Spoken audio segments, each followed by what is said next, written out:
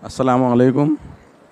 अभी हम ज़िला परिषद उर्दू प्राइमरी स्कूल यशवंत नगर भड़गांव जलगांव इस स्टॉल के ऊपर हैं।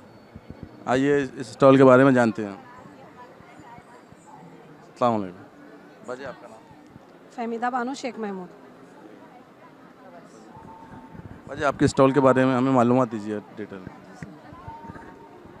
हमारा स्टॉल क्राफ्ट अमली तजुर्बा का है और इसमें हमने इस बात का ख़ास ख्याल रखा कि भाई माहौल में मिलने वाली जो बेकार चीज़ें हैं उसको कारामत बनाया जाए, जिससे माहौल की गंदगी भी ख़त्म होती है और ये जो चीज़ें हैं इससे माहौल में ख़राबी पैदा हो रही है। जैसे प्लास्टिक बोतल है, इसका कोई यूज़ नहीं है, ये ज़मीन में मिट्टी में हल भी नहीं हो सकती।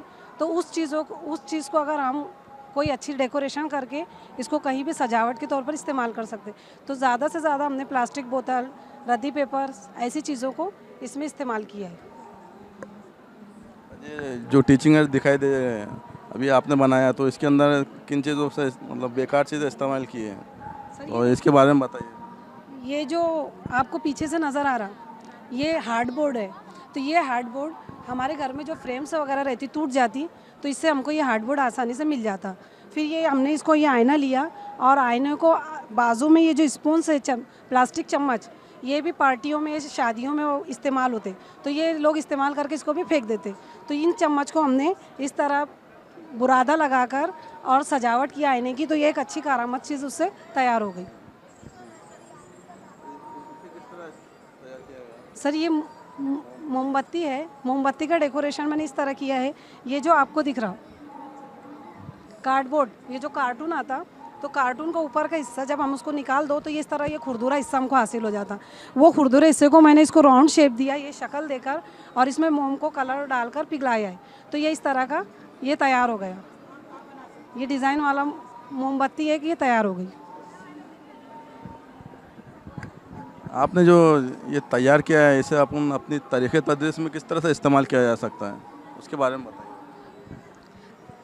जैसे गवर्नमेंट ने 2 साल पहले हमारा सिलेक्शन ज़िला परिषद स्कूल में किया अंशकालीन निर्देशक के तौर पर, तो उसमें काम के अमली तजुर्बे के लिए जमात शशुम, हफ्तुम और हश्तुम, ये 3 क्लासों के लिए हमारा सिलेक्शन हुआ।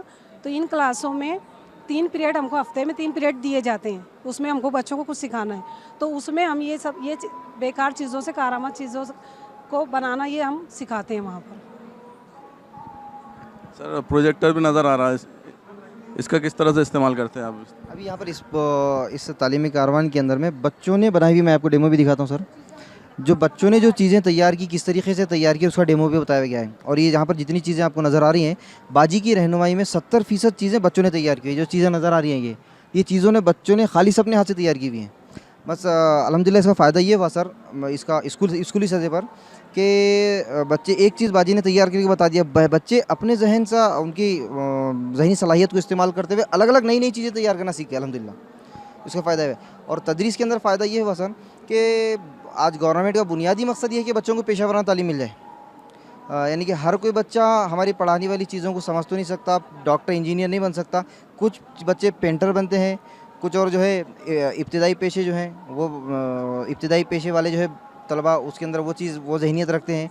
तो यहाँ पर से तालीम में आगे नहीं बढ़ सकते, तो वो ये जो बच्चे कुन ज़हन है वो तालीम में जैसे आगे नहीं बढ़ सकते, तो वो बच्चों को इसमें इंटरेस्ट रहता, तो हो सकता है इसके ज़रिए वो बच्चे पेशा वाराना तालीम हासिल कर लेंगे और बुनियादी पेशों में उनके आगे रोज़गार के मौके उनको फराहम हो जाएंगे। ये भी एक उसका मकसद है। जज़ाकल्लाह, शुक्रिया।